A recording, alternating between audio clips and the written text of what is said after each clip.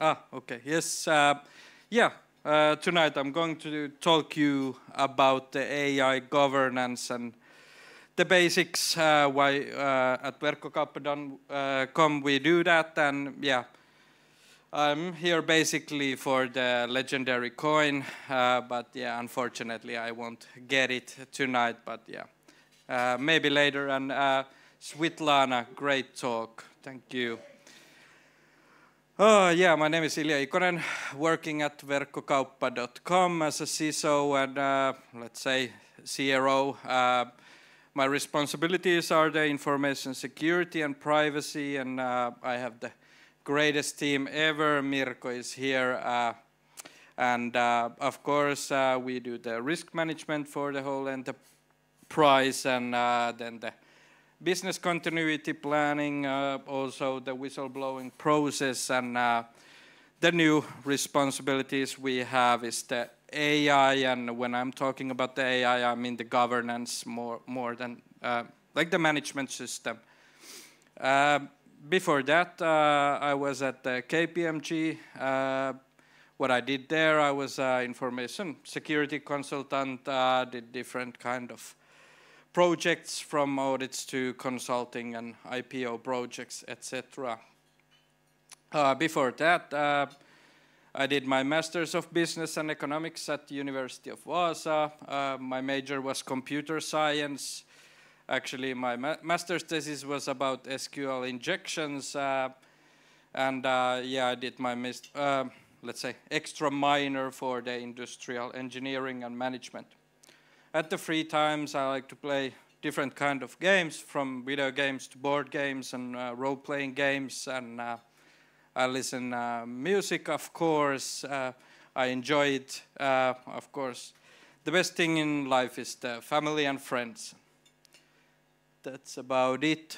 Yeah, first of all, this is not the hype talk. This is the disclaimer of the whole talk. Now, I know the hype behind the AI, and this is basically the talk about the AI, that how you can control it in your company. I don't have any good war stories here like the hackers used to have in their presentation. Maybe the only war story is how you do the governance framework for AI when there is basically none.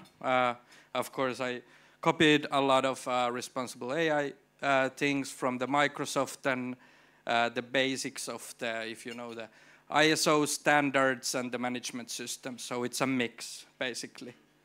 But there is a ISO standard coming for the AI. It's the 420, what I called it. And yeah, I don't have any AI hacking things like Svitlana has had, but I would say like you could, because some of you are hackers, you could think these responsible AI things and the standards, how you would hack or use those. Yeah, that's about it. So let's start. This is, we go fast forward. This is about the artificial intelligence. It's a very broad term about, let's say, systems that are copying human beings. Basically, what we mean is self-driving cars and so on, what we have seen. The machine learning is like subfield of an AI. Basically, what it means, it's the machines are learning from vast amount of data, and they want to be very accurate that what they are learning, and knowing like what is cat and dog from the pictures or so on. It could be labeled or unlabeled data. And last but not least, we have the deep learning. It's a one subset of an AI too, and it mimics the human brain to learn things. But yeah, this is not a presentation about data science, and this was just for a definition. And why do we need AI governance? when we are talking about it, the first thing probably you all know is the EU AI Act, the regulation, and I'm going to talk a little bit more about that later. One thing, this is basically we can call this old news in this AI era. It's from April, but not sure if you know about it, but Samsung workers made the major error giving some confidential documentations to the ChatGPT. New source code was leaked also, and so on. One thing about it, I think I can bet it that also at verkkokauppa.com some people have put some meeting notes there or do some translations. And for that reason, I think the world largest data leak, it's still going on. And that's one reason we need some kind of governance at the companies too for the AI. Yeah, this is actually when I was doing this presentation, this popped out. It was October, so that's why I actually made some notes here for me to help me for this presentation. But basically, yeah, this is a good example about it, like the IPR rights and about like how you could basically use it wrongly, and this is. Kirby is Nintendo's brand. Basically, this is maybe not hurting Nintendo's brand, but this is not also good for Nintendo. And of course, Microsoft probably doesn't want these kind of pictures to be made. I think 9/11 or terrorist attack or something are banned words at the beginning, and that's why actually how this was created was the Kirby was sitting in a cockpit of a plane flying toward tall skyscrapers in the New York City. So this is only an example, but the point here is basically like how you could do these informative pictures to affect possibly a stock markets or do some cyberbullying and so on. Last but not least is the autogen frameworks. Probably in the future we will have AI agents talk each other. It could be a quite long process and such. And I don't know if it's in English, but we got this Finnish saying about the broken phone effect. And of course, if the AI agents are hallucinating, there could be huge problems or incidents happening affecting for whatever. But that's one thing to be very accurate, and you need to control the AI agents. A little bit about the governance. I know this is not the sexiest topic, but basically what it means, it's like you need some kind of system over a topic or a company or whatever. You need the processes directing the organization. You need some kind of policies, rules, and so on. And let's say the hierarchy for decision making and so on. The key elements for this are the ethics. So you want to ensure the company operates ethically. You want to be you want to do the risk management. You want to identify and manage the potential risk, and exactly this is one core point of the whole EU AI Act. Compliant, of course you want to be compliant with the laws and regulations. Then the administration, so basically you have the processes and so on. The day-to-day operations for AI bot or the human worker or whatever. So you want to do the administration work, and of course the key stakeholders, like you have to identify the stakeholders that are affecting to the governance system you have. One thing here is, of course, you need some kind of strategy. Not always, but it would be good if you want to develop the governance or the management system. strategy would be good to meet the objectives and tell the people where we are heading. Then, yeah, these are only for example, this for basically like a governance models or management system. So of course your company probably have some kind of corporate governance. They have their vision, the mission, the strategy, their organization hierarchy, their policies and procedures, and so on. For this we have at verkkokauppa.com of course the risk management system, and we got the policy for that, the standards that how we are identifying the risks, how we are analyzing the risk, and how we are handling the risks, and so on. This is for IT governance. It's a good example from COVID. I like the picture, but basically how you control the whole IT organization, what you can do, and how you develop the whole organization. And our lovely ISO 27001 management system, which is a governance system to meet the security standards and roles and responsibilities and so on. But enough for the governance now.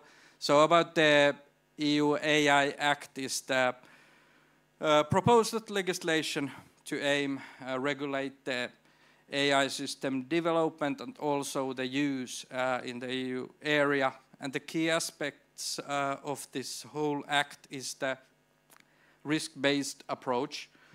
Correct me if I'm wrong, but I think it's on 4 levels. So the high, very risky cases are basically banned. Then we have like a high risk AI systems, then we have medium and low risk applications. And I like the way that they are thinking this, that you have the responsibility to see the how risky the system basically is. Data quality, we could talk about data governance. That's something I think we are still missing in a big picture, and with the AI systems, I think the data governance would be in a big part of it. But of course, we need to think like what kind of data we are giving to the AI systems to learn from the data, and of course, supporting the AI systems to work. And of course, when we are at the personal data level, we should be careful. Transparency, so basically, we need to be transparent about the AI systems. We need to tell the people, the users, that they are interacting with the AI systems. Human oversight and accountability. This is the one key point, that we need to take the control and the monitoring of the AI systems. If the AI system would work basically 100% autonomously, we still need to control the system and monitor the system. Ethical considerations, of course, ethical questions could be about the religion and choices that the AI systems are making, but then non-discriminations, fairness goals, societal and environmental well-being are the things we need to think about. And of course, we need to ban certain uses, the biometric mass surveillance, and new what I was reading about was the social credit point systems and so on. Yeah, this is a new one. I found the fines are ranging about the same level that the GDPR. So basically, it would be good to be compliant with this law and regulations. Yeah, now the agreed text will now have the formally adopted and going on to become an EU law, and it expected to have a significant impact on how the AI systems are developed and used in Europe area, but potentially it has been said that it affects, of course, globally also. Then actually what we did about the documentation is the policy. The policy is the first one. It's only a one-pager A4, but basically it's a public announcement that we are working on AI governance, and our management team has approved and accepted it. What else you need? Probably the management system, how you are doing the plan, do, check, act, cycle. What are the roles and responsibilities? Do you have a steering group? What is the scope for this whole AI governance? What is included and what's not? For that, in a hierarchy, we have the standards. This is basically what I'm going to talk about. We go through our standards, which are basically almost the same that Microsoft Responsible AI has. But we also have in our standards the supplier requirements. So basically, we when we are getting the AI systems, getting those, we have the supplier requirements, which is like an open questionnaire about our standards and goals in AI, like how they have managed this and who is responsible for the whole AI. This is this could be the core of the whole our AI governance system. So basically, we have this impact assessment, which like every AI system goes through.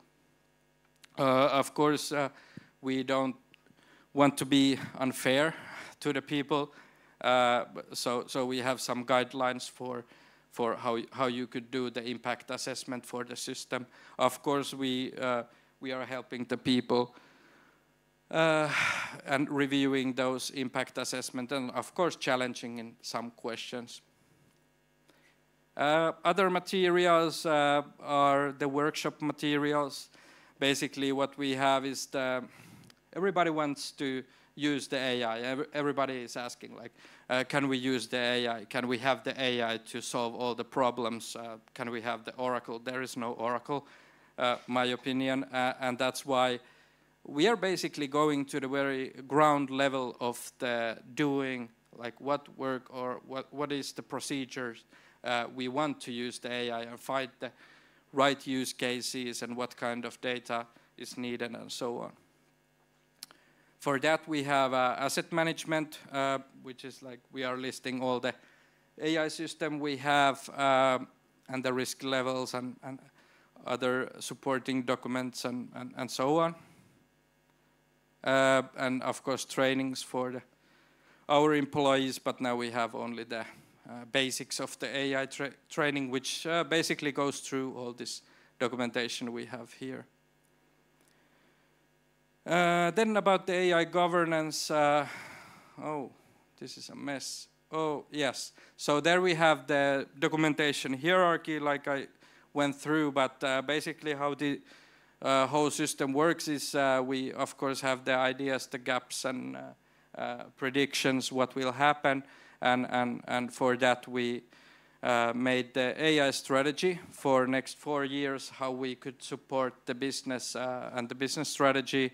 For that, we have annual development plans, like what we need to do to support the company to implement the AI systems, and the annual cycle to help us to follow these development plans, but also updating all the documentation and so on. Yeah, of course, we have the projects and tasks.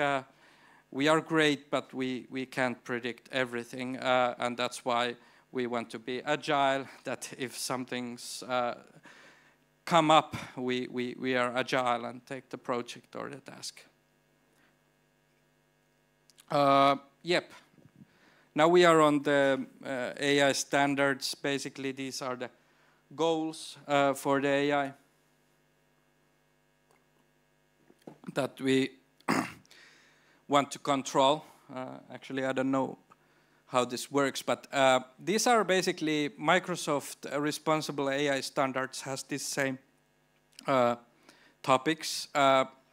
We modified it a little bit. Maybe it's a little bit easier to read. It's For Microsoft, it's more like an Excel, but I like it. It's very great. You should check it if needed. But basically, when we go to the accountability and responsibility goals, we want to do the first one. Basically, it's the impact assessment. So we want that every AI system goes through the impact assessment. It has the, let's say, everything in the goals it has inside. So basically, it's very well reviewed if the impact assessment has been done. And in the annual cycle, of course, we want to update those yearly or when new features comes. Then oversight of significant adverse impact. So this is where you need to basically think like a hacker. But we also, what we do is the, wait a second. And that is there any sensitive use cases or restricted users or so. Fit for purpose is a very important thing. This is the case where everyone is like, can we have this AI system and so on. The first thing you should do is ask, like, what is the problem you want to solve, and basically what are the tasks that you are doing that you want to AI to do. Data governance, like I earlier mentioned, but of course, what kind of data are you giving to the AI system? What kind of training data? Who is the owner of the data, actually, and so on. Then the human oversight and control, so how we are monitoring these AI systems, and basically, can we interrupt the system or shut it down if something happens? One thing we are also discussing, that do we have some kind of monitoring system in this AI system for the AI system administrators. Then the transparency, explainability. One is the system intelligibility and decision making, to understand like how the AI system is making this, decisions. This was one that we were thinking about, like how would somebody tell like the AI system works this and this. But actually, one very good example is Vectra AI. If you know that AI system, they have very good white paper actually, like how the Vectra is working, basically. Of course, they don't give all the information, but they say the basics, like how it's making decisions. We have to understand it. Communication to the stakeholders, so what are the capabilities of this system, what are the intended uses, do we have some kind of guidelines or guides to the customers or the users. And one last thing is the disclosure of an AI interaction. So this is basically when you are having the chatbot there, it should be very transparent to tell the users that now you are talking with the AI, or now that outputs are made by the AI or such. Fairness, non-discrimination, what's also in the law. So quality of service means that if there are different demographic groups that we identify in the impact assessment, you need to ensure that you basically can be impossible to do that. It's the 100% same quality for different demographic groups, but basically you should try it. You should try to make it like the same quality, and of course the marginalized groups and such. This doesn't include that if you are logged in or logged out, that doesn't go here. Allocation of resources and opportunities. It's the good example would be you have identified the demographic groups, and then you are having like a AI system that is doing the recruiting for the whole company and such. That could be a problem if the AI system would, let's say, positively thinking about different people or such. Minimization, stereotyping, demeaning, and erasing outputs. This means that the outputs the AI system is giving, you need to ensure that it doesn't be like a racist or such materials. And do harm, of course.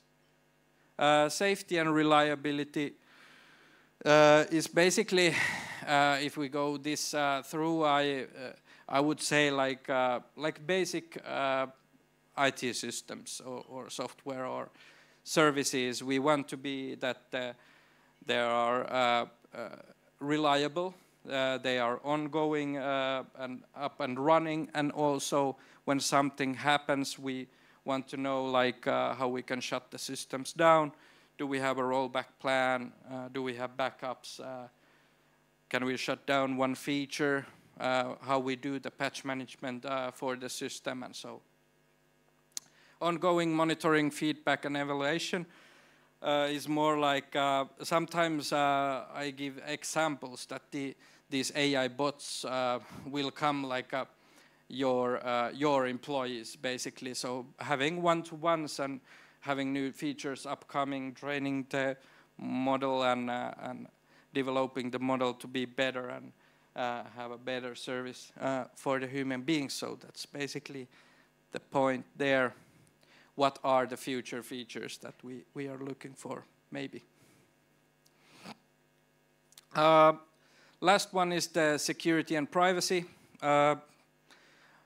What actually Microsoft says and what we copied totally was because we have our information security standards and principles, and of course on privacy the same thing. For us this is basically a normal system, and it has to be aligned with our information security and privacy standards. But what we do in the impact assessment is like we are having on like a critical impact, medium impact, and low impact, and we are doing actually the what let's say impact assessment for the what Svitlana went through is the OWASP top 10 LLMs. So basically what we do, we think like a prompt injection. That would happen if somebody could escape from the prompt and do something intended. How risky that would be? Is it a critical risk or is it a low risk if the AI system basically doesn't have our data or something? Of course, this goes hand to hand with the other one, is like how we are handling the outputs, what kind of outputs are coming, and this is also for the fairness goals. It could misbehave and do something out of control. Training data poisoning, Svitlana went this nicely through, but for us it would be, we actually have this AI bot serving our customers, the Ilmari GPT, and it has some, it's not training data where it's relying on, but it's a guideline. So basically if somebody would do some harm to that file, basically Ilmari would be very mad bot. Model denial service, this is basic, everybody hopefully knows what a DOS is, but this is one thing that what is the impact for us if we are talking about the Ilmari GPT? It could handle quite many customers. So if Ilmari would be DOS down, should we call to the employees to get back on work and do how we do the business continuity then? How risky that would be? Do we have enough people to handle it? Supply chain vulnerabilities, nothing new there, but of course you could have components that are vulnerable or such.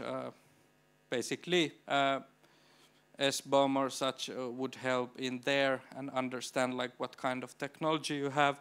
Sensitive information disclosure, this is one why you need the data governance with the AI systems, and when you have the secret data there or confidential data, you basically this is then critical risk, or the impact would be critical. Insecure plugin designs, this is almost like the supply chain vulnerabilities, but can you add some plugins there, and what kind of exploit or vulnerabilities those would have? Excessive agency, this is the one I think it's hand to hand with the AI systems or the agents that would be in a framework like autogen AI bots, and like here said, this could lead to unintended consequences, and this is great one, I think. Over-reliance, this is this is the one that everybody thinks that Oracle is here and telling only the truth, and unfortunately those AI systems are still hallucinating. They are not right in everything, and possibly something could go wrong if you are trusting too much to the AI systems. Model theft, Svetlana went this through. It's not a business secret, but we don't have that problem now. But what would be basically, if you think that ChatGPT-4 or Google's new Gemini would be in wrong hands without these responsible standards or the filters that they are having now.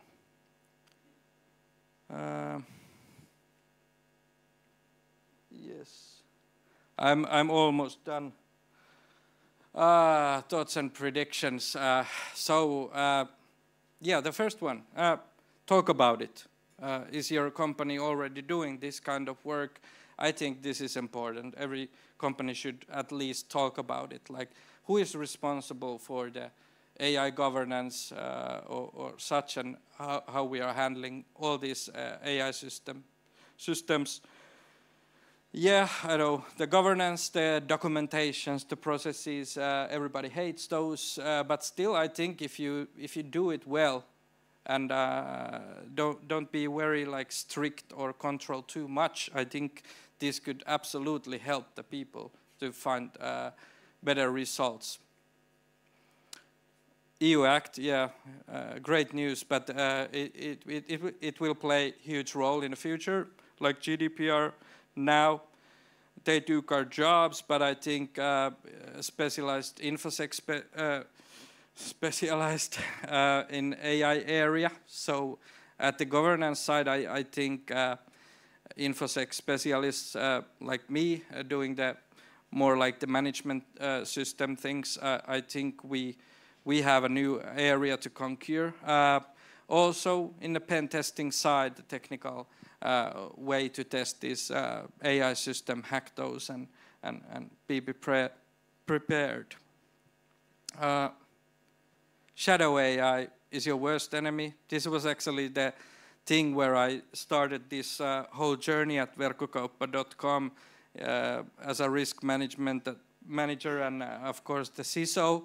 I said like this is a huge risk. Everybody is leaking our data, and the thing what we were doing all the time, I believe in our people of course, but what we were doing is like we were posting like news that don't put any confidential data to the ChatGPT and so on, and still people are asking like, can we now use the AI? And it was like a running against the clock with this AI governance system. Now, when we have published it, it's people have calmed down, let's say.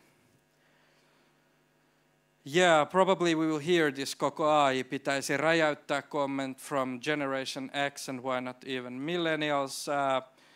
humans, us, will come some sort of supervisors to AI bots and AI workers, and in the future I think these AI systems will go through the impact analysis, what I called something like recruiting process. And when I'm talking with our employees and the managers and actually with the board, I'm always asking, like, you wouldn't basically hire the employees past the HR process. And one thing we have gone through is this impact assessment, and people totally new to these kind of things have gone those through with actually without the guidelines. They went it through like in 3 hours. Then we have the workshop to review it and challenging them a little bit. But yeah, it's quite fast when you go through that. It's a time. You're not off the hook yet. I bet there will be questions. But thank you, Ilja, for that. Amazing. Good stuff, good stuff.